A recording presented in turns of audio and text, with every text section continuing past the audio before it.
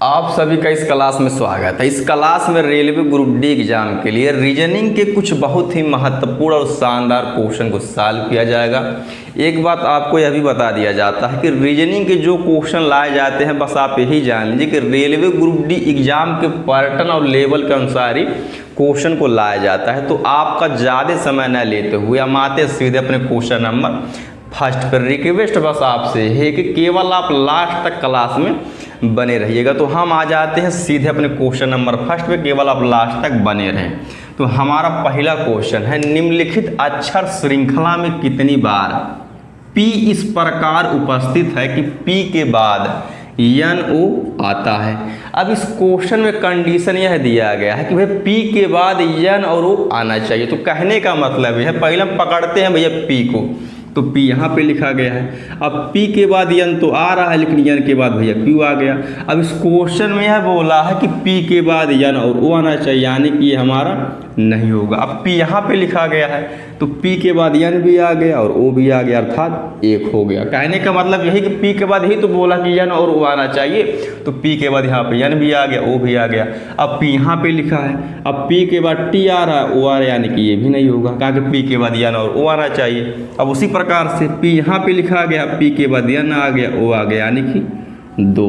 अब उसी प्रकार से P यहाँ पे लिखा गया, तो P के बाद N भी आ रहा है और O भी आ रहा है, अर्थात 3। तो कहने का मतलब ये है कि 3 बार P के बाद N और O आ रहे हैं, जैसा कि आप देख भी सकते हैं।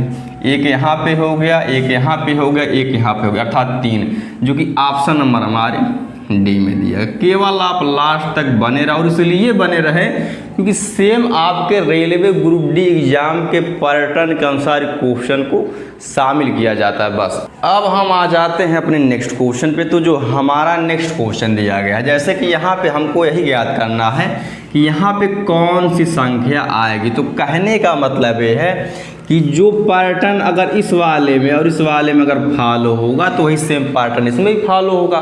तो हम भैया पहले इसमें आ जाते। तो कहने का मतलब ये है कि जैसे कि 2, 3, 5, उसके बाद लिखा गया है 30। अगर हम ध्यान से देखेंगे, जैसे कि अगर हम 2 में 3 से गुणा करा देते हैं तो भैया 6 आ जाएगा, और फिर 6 में अगर हम 5 से गुणा करा देते हैं तो भैया 30 आ जाएगा, और 30 लिखा भी गया है। तो कहने का मतलब है कि इन तीनों संख्याओं का गुणा किया गया तो 30 आया है। अब सेम उसी प्रकार से हम तीनों संख्याओं का गुणा करके देख लेते हैं कि -24 आएगा या नहीं आएगा। तो कहने का मतलब ये है, तबियत थोड़ा डाउन है, 4 तियाँ 12।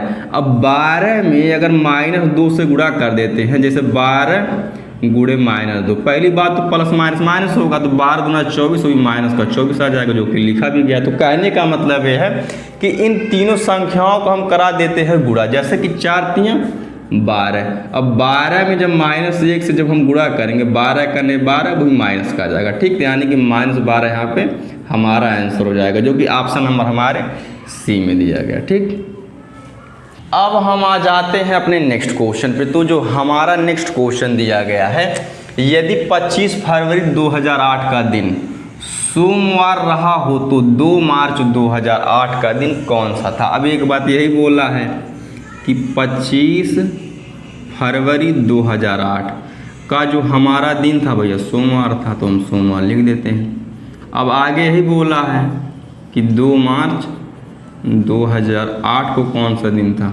अगर हम ध्यान से अगर देखेंगे, जो ईयर भैया सेम है, तो कहने का मतलब हमको आना फरवरी से मार्च, लेकिन ये जो 2008 दिया गया है, ये हमारा लीप ईयर। अब लीप ईयर कैसे है, कहने का मतलब है कि जब कोई भी साल जब 4 से पूरा का पूरा जब डिवाइड हो जाता है, उस कंडीशन में रिमाइंडर जब डिवाइड होगा तो रिमाइंडर 0 आएगा ही, तो होता है लीप ईयर। और लीप ईयर में उस कंडीशन में एक साल में होते हैं 366 दिन, और जो हमारी फरवरी होती है 28 दिन ना होकर के 29 दिन की होती है।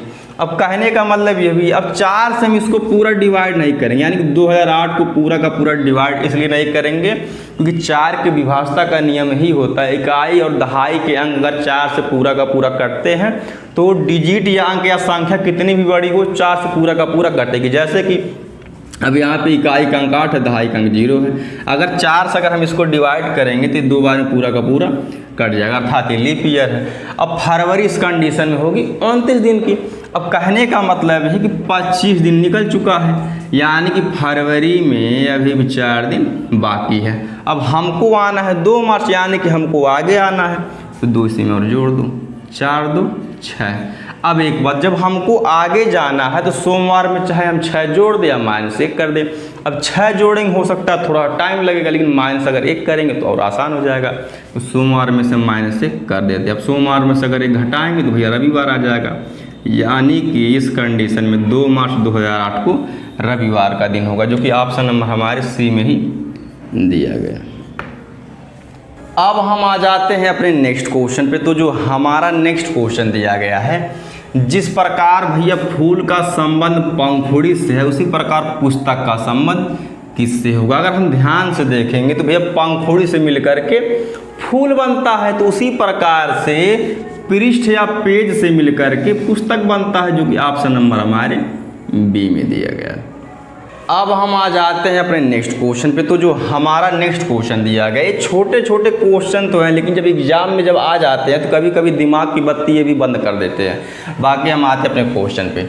अब जिस प्रकार से 64 का संबंध 81 से, उसी प्रकार से 8 का संबंध किससे होगा। अगर हम ध्यान से देखेंगे 64 होता है 8 का स्क्वायर, ठीक। अब उसी प्रकार से 81 होता है 9 का स्क्वायर। अब यहाँ पे 8 लिखा भी गया, अर्थात कहने का मतलब ये है कि 8 का स्क्वायर 64 होता है, तो 8 यहाँ पे लिखा भी गया। तो उसी प्रकार से 81 9 का स्क्वायर है, तो ऑप्शन में हम देख लेते हैं कि 9 लिखा गया है कि नहीं, अर्थात कहने का मतलब 9 दिया गया, यानी कि 9 का स्क्वायर 81 होता है, जो कि आप देख सकते हैं। बाकी इस क्लास का लास्ट क्वेश्चन है, आपसे एक रिक्वेस्ट है, कम से कम क्लास को लाइक शेयर और सब्सक्राइब करते रहिए, जिससे हमको मोटिवेशन मिलता है। और कमेंट करके बताइए क्लास कैसी लगी। धन्यवाद।